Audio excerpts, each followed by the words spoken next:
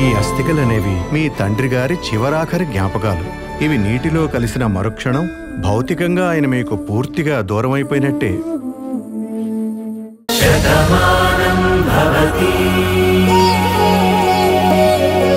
భాను మళ్ళీ తొందరలోనే వస్తుందన్న ఒకే ఒక్క ఆశతో వాడు, నేను, అందరం ఉన్నాం.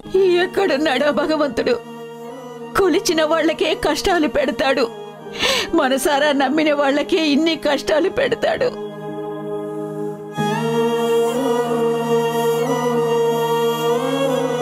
భాను ఏం చేసింది? కల్లో కూడా ఎవరికి అన్యాయం చేయలేదు కదా. అలాంటి మనిషికి ఏం జరిగిందో తెలియని పరిస్థితుల్లో ఉంచాడా భగవంతుడు. ఈ ఇంట్లో ఆనందం ఉండాలంటే దేవతల భాను ఇంట్లో ఉండాలని మనందరం కోరుకున్నాము. తిరిగి వస్తున్న మనిషిని ఏం చేశాడో తెలియడం లేదు, ఎక్కడుంచాడో తెలియడం లేదు.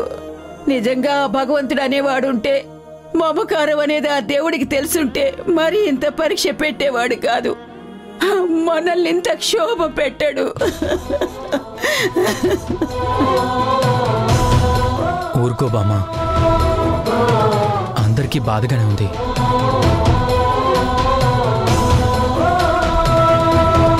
కానీ మనం ఏం చేస్తాం చెప్పండి? చెయ్యాల్సిన ప్రయత్నాలన్నీ చేస్తున్నాం, ఫలితం మాత్రమే కనిపించడం లేదు. నేనే జన్మలో ఏ పాపం చేసుకున్నానో ఏమో, నా పిల్లలు నాకెందుకు దూరం అవుతున్నారో నాకు అర్థం కావట్లేదు. కంటికి రెప్పలా కాపాడుకునే నా కూతురు ఎక్కడుందో నాకు తెలియట్లేదు. ఎలాంటి పరిస్థితుల్లో ఉందో అర్థం కావట్లేదు. ఇదంతా ఏ జన్మలోనో చేసుకున్న పాపం అయి ఉంటుంది. ఈ జన్మలో అది నన్ను బాధ పెడుతోంది.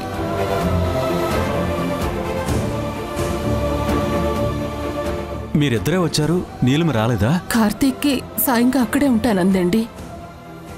వాణ్ణి ఒంటరిగా ఉంచడం కూడా మంచిది కాదు. ఎవరో ఒకరు ఉంటేనే ధైర్యంగా ఉంటుందని నీలిమ ఉంటాను అంటే నేనే ఉండమన్నాను. బాబు పార్దు, కార్తీక్ని అక్కడ ఉంచడం ఎందుకు? తనని కూడా మీతో పాటు తీసుకుని వచ్చుంటే బాగుండేది. లేదు నాన్న, భాను కనిపించే వరకు, తన ఆచూకీ దొరికేంత వరకు కార్తీక్ ప్రాంతం వదిలి రాను అంటున్నాడు. తన బాధను చూసి నేను అత్తయ్య కూడా గట్టిగా రమ్మని చెప్పలేకపోయాం.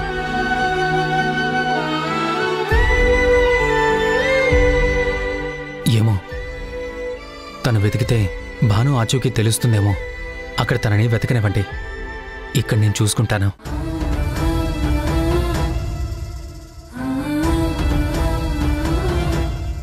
భగవంతుడా, నా బిడ్డని నా కంటికి చూపించయ్యా. ఒరేయ్ వాసు, వాసు, ధైర్యంగా ఉండరా. మన భానుకి ఏం కాదు, ధైర్యంగా ఉండు. బామ్మ, ఊరుకో బామ్మ.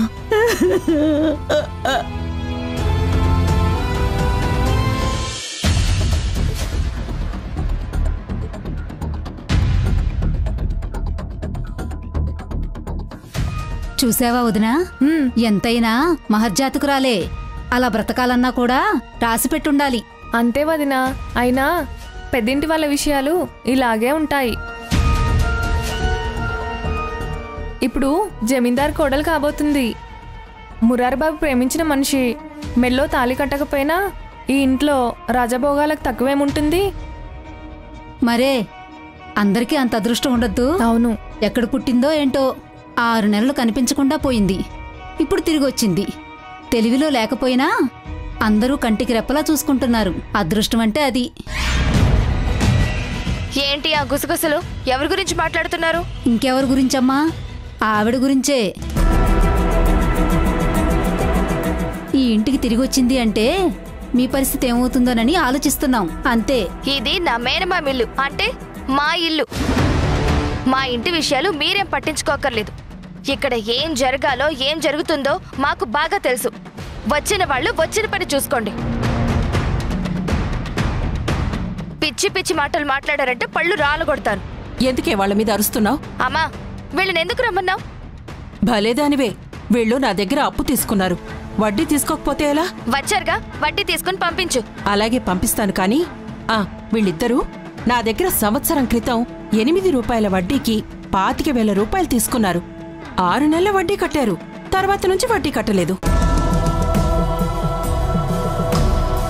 ఈ 6 నెలలకి వడ్డీ, చక్రవడ్డీ ఎంత అవుతుందో కాస్త లెక్క చూసి చెప్పమ్మా. అప్పిచ్చిందనివి నీకు తెలీదా?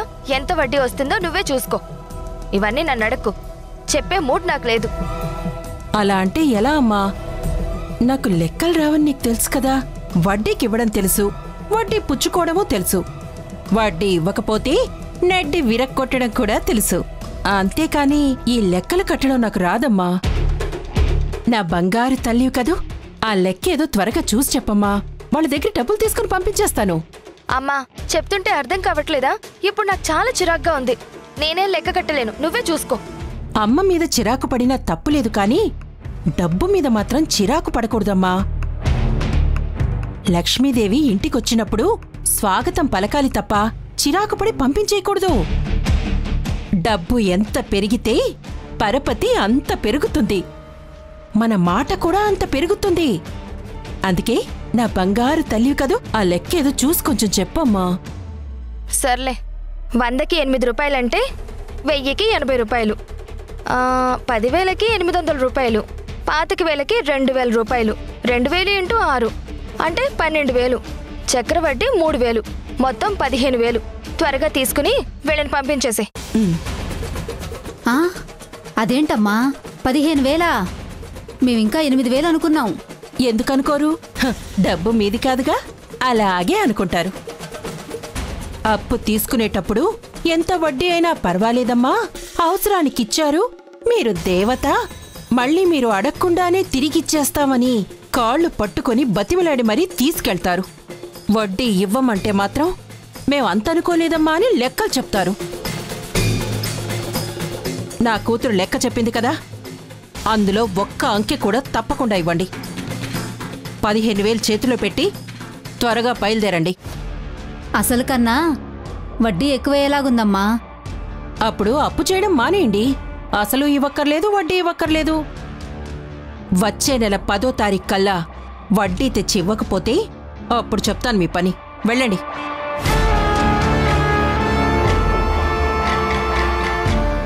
అమ్మయ్యా, అమ్మ చూడలేదు. ఇలా వడ్డీలు తీసుకుంటున్నానని తెలిస్తే ఆవిడ అస్సలు ఊరుకోదు. ఎందుకొచ్చిన కోలా?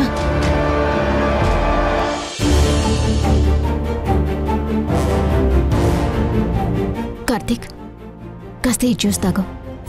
నాకొద్దు నీలిమా, ప్లీజ్ నన్ను కాసేపు వదిలేసి తీసుకెళ్ళిపో. ఏంటి కార్తీక్ ఇది? బాను కనిపించటం లేదు, నిజమే. ఆ బాధ నీతో పాటు మాకు కూడా ఉంది. మాకంటే నీకు కొంచెం ఎక్కువగా ఉంటుంది, నేను కాదనను. కాని తను కనిపించట్లేదని, తన జాడ తెలియలేదని ఇలా తిండి నీళ్లు మానేస్తే నువ్వేమైపోతావు? ఒక్కసారి ఆలోచించు. నీకేదైనా జరిగితే మేమిలా తట్టుకోగలం. అది ఆలోచించవా నువ్వు? నాకేదో అవుతుందని ఆలోచించడం లేదు. నా భాను ఏమైందని ఆలోచిస్తున్నాను. తన జాడ ఎందుకు దొరకలేదని నేను బాధపడుతున్నాను. తను ఎక్కడున్నా క్షేమంగా ఉండాలన్న ఒక్క ఆశ తప్ప ఇంకే ఆలోచన లేదు. కానీ ఇప్పటిదాకా భాను కనీసం ఒక ఫోన్ కూడా చేయలేదు. తను ఎలాంటి పరిస్థితిలో ఉందో తలుచుకుంటేనే నాకు భయంగా ఉంది. అవన్నీ నీకెందుకు అర్థం కావట్లేదు నీలిమా? చూడు కార్తీక్, మనస్ఫూర్తిగా ప్రేమించిన వాళ్ళు దూరంగా ఉంటే ఆ బాధ ఎంతగా ఉంటుందో నాకు బాగా తెలుసు. కానీ ఒక్కటి గుర్తుపెట్టుకో, భాను నీకు జీవితం కావచ్చు. నిన్నిష్టపడే వాళ్ళు, నిన్ను అభిమానించే వాళ్ళ మేమందరం కూడా ఉన్నాం కార్తీక్. ఆ విషయం కూడా తెలుసుకో. అందుకే మేమంతా నీ గురించి ఆలోచిస్తున్నాం. ప్లీజ్ మా గురించి కూడా నువ్వు అర్థం చేసుకో. చూడు నీలిమా, నా భాను కనిపించే వరకు నేను ఎవరి గురించి ఆలోచించలేను. కేవలం భాను గురించి మాత్రమే ఆలోచిస్తాను. తను ఎక్కడుందో ఎలా తీసుకురావాలా అనే ఆలోచిస్తాను. ఏ పరిస్థితిలో ఉందా అని మాత్రమే ఆలోచిస్తాను. తనకేమీ కాకూడదని మాత్రమే ఆలోచిస్తాను. అంతకు మించి నేను ఇంకేమీ ఆలోచించను, ఎవరి గురించి ఆలోచించలేను. నువ్వు ఇక్కడ ఉంటేనే కదా నేను ఎలా ఉంటానో నీకు బాధగా ఉంటుంది, భయంగా ఉంటుంది. నువ్వు కూడా ఇక్కడి నుంచి వెళ్ళిపో. నన్ను ఒంటరిగా వదిలేసేయ్. నా భాను కనిపించాక తనని తీసుకొని నేను ఇంటికి వస్తాను. అంతవరకు నువ్వు ఇంటికి వెళ్ళి అమ్మకు సాయంగా ఉండు. దయచేసి నువ్వు ఇక్కడి నుంచి వెళ్ళిపో. కుదరదు కార్తీక్, నిన్ను ఒంటరిగా వదిలేసి నేనెలా వెళ్తాను? నువ్వు నా ఫ్రెండ్వి. నువ్వెప్పుడు సంతోషంగా ఉండాలని కోరుకునే మనిషిని నేను. నువ్విలా బాధలో ఉండగా నిన్ను ఒంటరిగా వదిలేసి నేను వెళ్ళిపోతానని నువ్వెలా అనుకున్నావు? నువ్వు నన్ను ఎన్ని తిట్టినా, నా మీద ఎంత కోపాన్ని పెంచుకున్నా నేను మాత్రం నిన్ను వదిలిపెట్టే ప్రసక్తి లేదు. సరే, నువ్వు ఇక్కడే ఉంటాను అంటున్నావు కదా, నేను కూడా ఇక్కడే ఉంటాను, ఎక్కడికి వెళ్ళను. బాబుగారు, ఒకసారి బయటకు వస్తారా? ఎందుకమ్మా? చిన్న పనుంది బాబుగారు, త్వరగా రండి.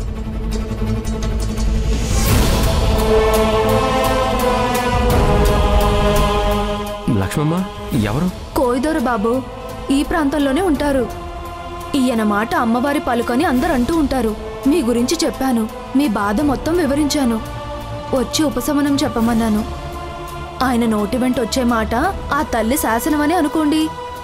ఆయన ఏం చెప్పినా అది అక్షర సత్యం. కూర్చోండి దొరా. కూర్చోండి బాబు. కూర్చో.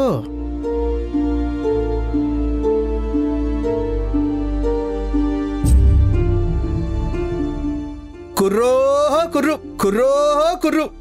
కంచి కామాక్షమ్మ పలుకు, మధుర మీనాక్షమ్మ పలుకు, కాశీ విశాలాక్షమ్మ పలుకు, నా తల్లి చల్లని దేవత పలుకు. ప్రేమని తప్ప కోపాన్ని పెంచుకునే భద్రకాళి కాదయ్యా.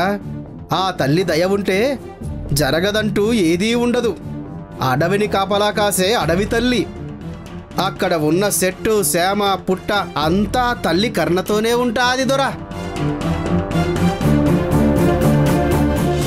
ఆ తల్లి నిర్ణయానికి వ్యతిరేకంగా అక్కడ ఏదీ జరగదు దొరా.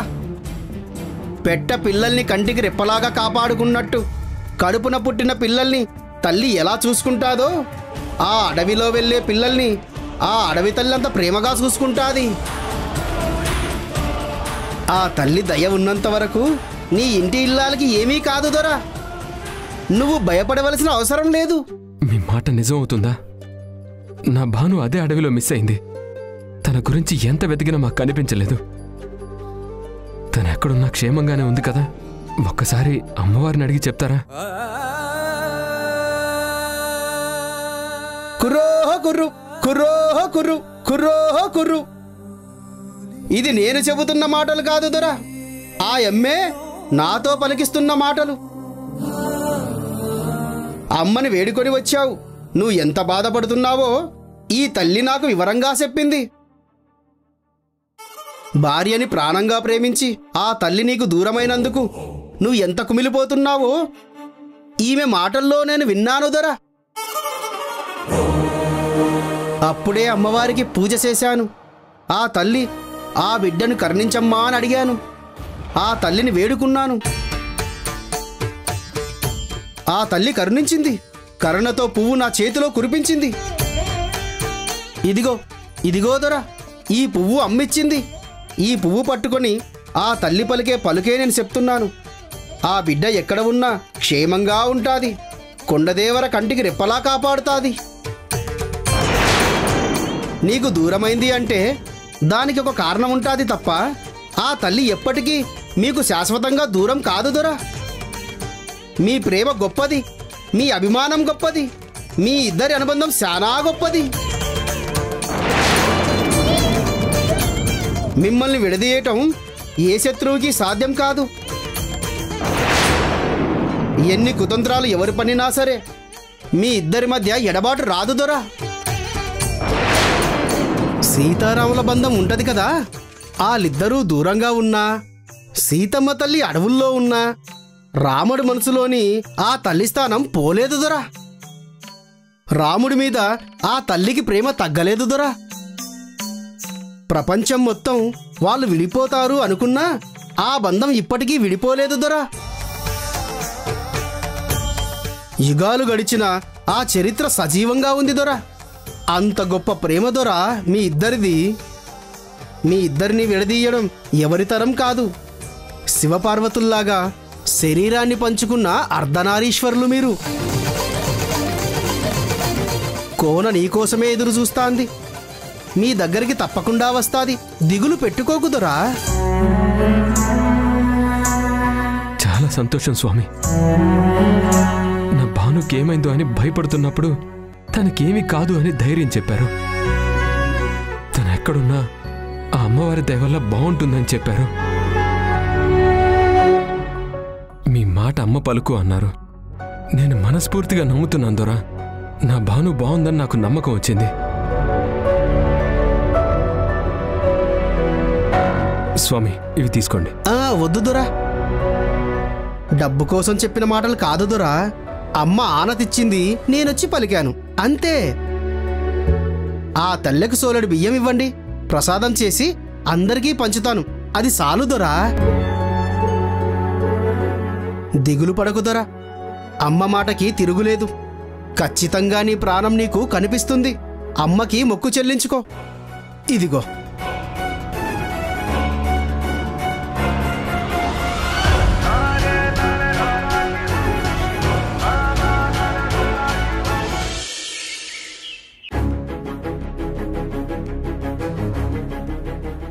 Good morning Radha. ఈరోజు పొద్దున్నే నేను ఎక్కడికి వెళ్ళొచ్చానో తెలుసా? మనిద్దరికీ చాలా ఇష్టమైన ప్లేస్. మనిద్దరం చాలా రోజులు అక్కడే కూర్చొని ఎన్నో విషయాలు మాట్లాడుకునేవాళ్ళం. మన ప్రేమ గురించి, ఊర్లో రైతుల గురించి మాట్లాడుకునేవాళ్ళం. ఈ ఊరికి ఏం మంచి చేయాలని నేను అడిగితే నువ్వు ఎన్నో మంచి మంచి సలహాలిచ్చేదానివి. అలా మనిద్దరి అభిప్రాయాలని ఆ ప్రశాంతమైన వాతావరణంలో షేర్ చేసుకునేవాళ్ళం. ఆ ప్లేస్ ఎక్కడో గుర్తొచ్చింది కదా, అది మా తూర్పు పొలం వైపున్న కొండగట్టు. నేనిప్పుడు అక్కడికే వెళ్ళొచ్చాను. అక్కడ కూర్చున్నాను. నువ్వు నేను కూర్చొని మాట్లాడుకున్న ఆ రోజులు గుర్తు చేసుకున్నాను. నీకు గుర్తుందా? అక్కడ నువ్వు కూర్చుంటే మన తోటలో కాసే జామకాయల్ని నీకిచ్చేవాణ్ణి. నువ్వు జామకాయని ఎంత ఇష్టంగా తినేదానివి. అవన్నీ తలుచుకుంటే నాకు ఎంత ఆనందంగా ఉందో తెలుసా? మళ్ళీ ఆ రోజులు ఎప్పుడు వస్తాయా, నువ్వు నేను అలా కూర్చుని ఎప్పుడు మాట్లాడుకుంటామా అని అక్కడే ఆలోచించాను. ఇదిగో నీకిష్టమని జామకాయలు కూడా తీసుకొచ్చాను. కిట్టయ్యా, ఒకసారి బయటికి రా నాన్నా. వస్తున్నానమ్మా. రాధా, అమ్మ పిలుస్తుంది, మాట్లాడొస్తాను.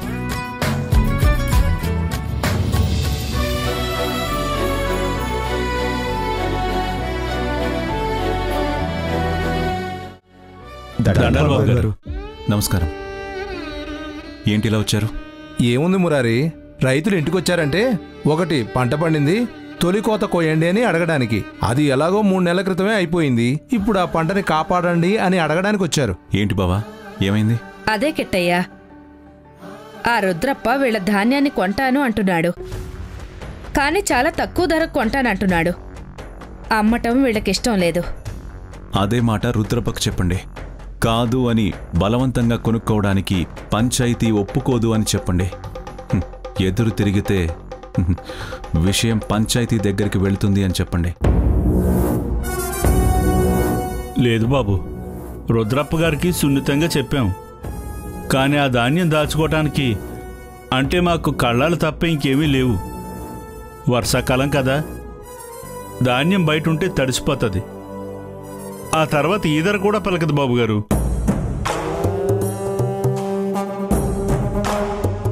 అందుకే అయ్యా, రుద్రప్ప తెలివిగా ఇప్పుడు తక్కువ ధరకు అడుగుతున్నాడు. ఎందుకంటే ఆయనకి గోడౌన్స్ ఉన్నాయి కాబట్టి ఈ ధాన్యం అంతా తన గోడౌన్స్కి తరలించుకుంటాడయ్యా. తర్వాత ఏమో మార్కెట్లో మంచి ధరకు అమ్ముకుంటాడు. ఏం చేయాలో అర్థం కాక అమ్మగారికి మీకు చెప్పుకుందామని వచ్చామయ్యా. మరేం పర్వాలేదు. చాలా కాలం శ్రమించి ఎంతో కష్టపడి సాగును చేసి దిగుబడిని తీసుకొచ్చిన రైతులు మీరు. అనుకున్న ధరకే మీరు అమ్మాలి. మీకు అవకాశాలు లేవని తక్కువ ధరకి అమ్మాల్సిన అవసరం లేదు. మా గోడౌన్స్ ఉన్నాయి కదా బావా, వాళ్ళ ధాన్యం మొత్తం మన గోడౌన్లో పెట్టించు. వాళ్ళు ఎప్పుడు అమ్ముకోవాలనుకుంటే అప్పుడు తీసుకెళ్ళమని చెప్పు. మా కిట్టయ్య మాట విన్నారు కదా, మీకేం భయం లేదు. ఆ ధాన్యం అంతా మా గోడౌన్లో పెట్టుకోండి. కల్కి, శ్రీనుని ఎవరు ఎన్ని ధాన్యాల బస్తాలు పెట్టారో లెక్క రాసుకోమని చెప్పు. అలాగే అత్తయ్య, ఇప్పుడే వెళ్ళి ఆ పని చూస్తాను. మంచిది, పదండి.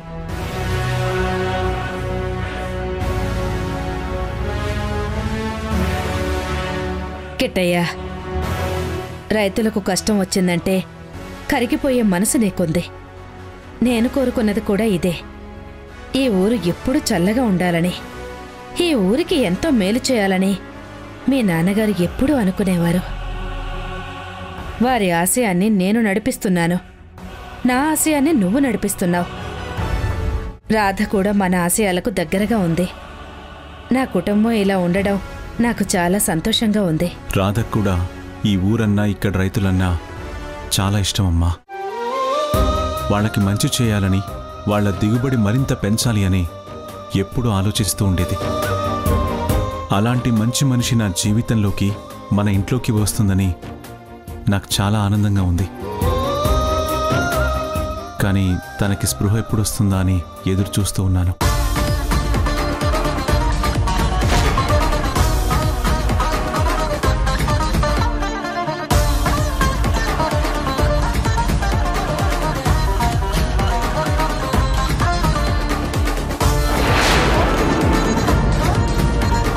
నువ్వు కళ్ళు తెరిచావు అంటే నా జీవితం అల్లకల్లోలమైపోతుంది. వెళ్ళిపోయిన దానివి వెళ్ళి కనిపించకుండా ఉండిపోవాల్సింది లేదా చచ్చిపోవాల్సింది.